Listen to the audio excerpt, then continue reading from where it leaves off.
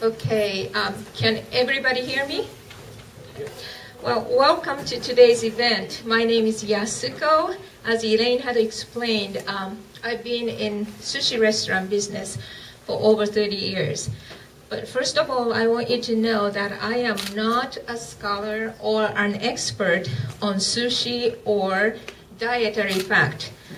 The presentation I'm going to make today is based on the knowledge I had collected from expert chefs and credible publications and my own experience and curiosity. So if I stumble, please forgive me. And as Elaine said, we are going to cover lots and lots of subjects. So feel free to take notes, because there will be a final exam and only the passing grade will get to eat sushi. All right? Okay, so let's start. Oh, and also, I'm sorry, please hold your questions till later because we have question and answer section, so try to hold it until later. Thank you. Oh, how to eat sushi. Now, we're going to start with the history of sushi. I'll be doing lots of reading because I can't memorize everything. But anyways, the sushi we know today is originally created in Edo period, which was about 280 years ago, in 1620. And we call it Edomae sushi. And it's mainly nigiri style, individual style. But the very original of sushi goes way back, more than a millennium. It was first developed in Southeast Asia, alongside of Mekong River in Laos, Thailand, Vietnam, and Myanmar. At the beginning, sushi had a quite a different form than the forms we know today. It was called nare-zushi. If you take a look at the one on the top, you see the fish only. Okay. It was covered in rice, but rice is not edible. The reason is they used to make nare-zushi to preserve meat. So rice was used merely as a vehicle for the preservation reason. Meats were packed in rice and fermented for over a year. So naturally, the meat was stinky when it was ready to eat, and the rice wasn't edible at all. According to one of the historical documents written in 905 to 930, widely used meats for nare-zushi then were deer, wild boar, fish, and clams. Surprised to hear wild animals on the menu, huh? I was. Japanese turned to seafood after Buddhism was later introduced and stayed in Japan. But even during those times, deer, wild boar, and pheasant, wild bird, were popular protein sources for Japanese people. Now, time goes by, and many centuries later, during Muromachi period, between 1392 and 1573, sushi was widely spread into common people's life. It is speculated that it was during this period, new style of sushi called Nama nare-zushi was born. Nama nare-zushi, you can see it on the left-hand side. Because common people started eating sushi, they came to think, why waste rice? So they started improving in sushi making to shorten the preserving time, so the rice could remain edible with the meat. And this was just a great innovation in sushi history. Next came the innovation, which was Edomae sushi's birth. As it's named Edomae sushi, it was born in Edo period in 1980. The literal meaning of Edomae is nigiri style, individual style sushi made with ingredients Edo Bay provided. Now, Edo is the old-fashioned name for Tokyo. So they used to catch fish from Edo Bay, and they were using those fish only to make edomae sushi at the very beginning. Now, today, we do stretch the meaning of edomae sushi to nigiri sushi, made with fresh seafood from nearby water. We are lucky in Seattle. We are fortunate with the weather and the ocean products. We could have our own edomae sushi here using our very own local fish.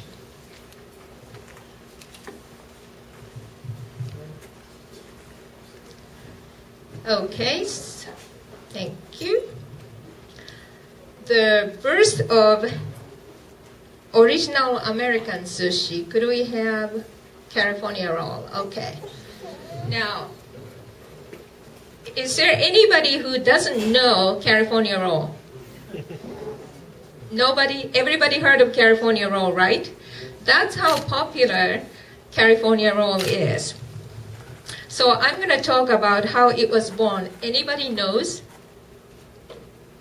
Well, I guess, even you don't know the meaning, California roll suggests this was born in California. And in fact, this was created in Los Angeles, California in 1970s. In the 1960s, Los Angeles became the entry point for sushi chefs from Japan looking to make fortunes in the United States. There was a restaurant called the Tokyo Kaikan. The Tokyo Kaikan restaurant then featured one of the first sushi bars in Los Angeles. Ichiro Mashita, a sushi chef at the Kaikan, wanted to make sushi. American people would go crazy because they didn't care for sushi. At that time, toro, the fatty tuna, yummy. Nobody wanted to eat it. So, toro was abundant in California. However, because nobody wanted to eat it, Chef Mashita, he had to come to think, how can I sell sushi? Luckily, California had lots of avocado, which people loved.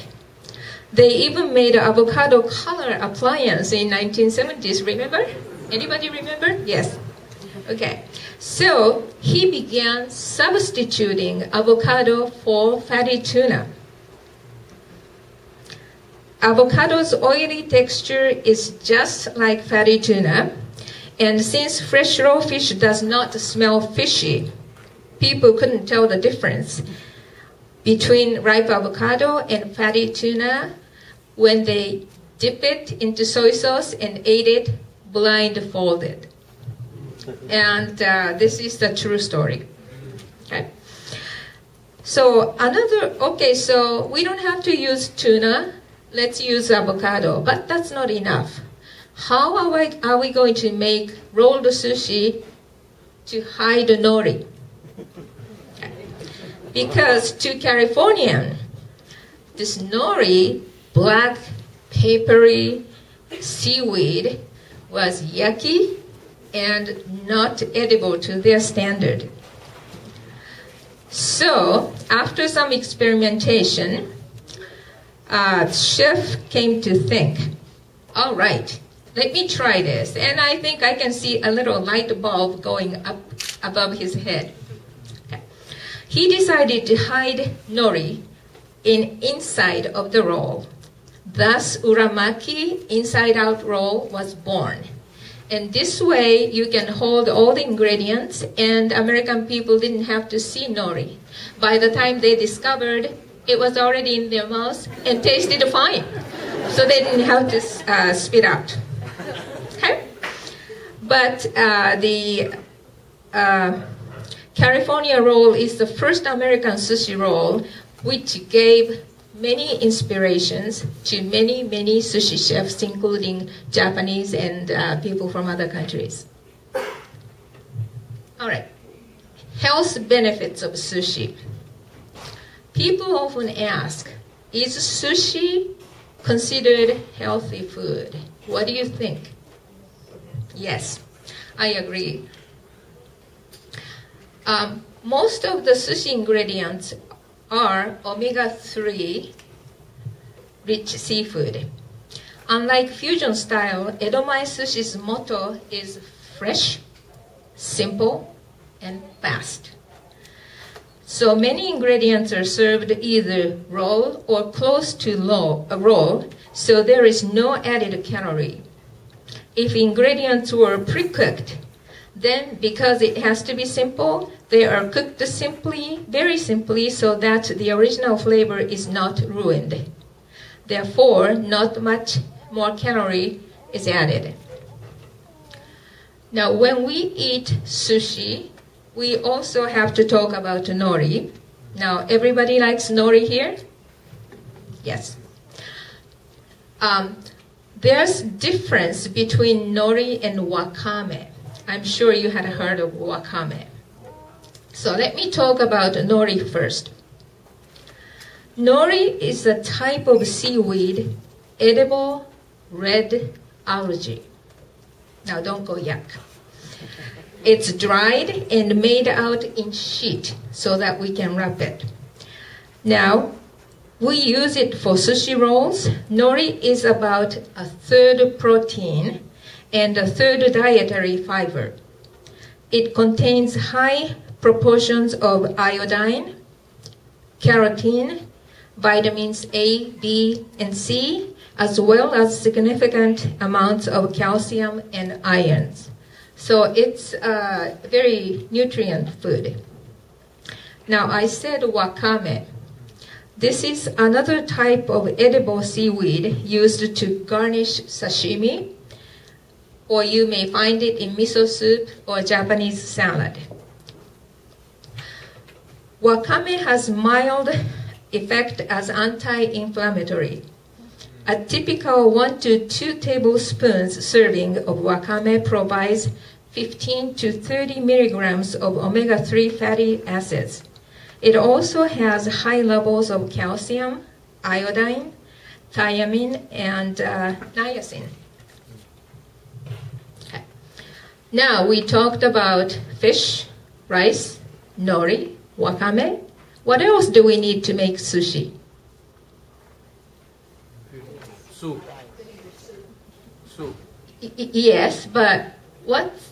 Sushi is on top of fish. Yes, thank you. We need rice. It's very important. Okay. But surprisingly, some people don't realize that sushi rice is already seasoned. Did you all know it? It's seasoned. Okay? It is seasoned with the mixture of rice vinegar, sugar, and salt. The taste of sushi rice differs from restaurant to restaurant. It also depends on the quality of the rice you use and how well you cook it. So you may buy the most expensive brand of rice at Wajimaya, and you can still ruin it if you don't cook it right. Okay? The sushi rice has to be starchy so that grains can stick to each other, and this is the reason why long grain rice doesn't work for sushi making. Now, soy sauce. Soy sauce is also a necessary item to sushi eating. The usage, however, is misunderstood in this country. People use too much.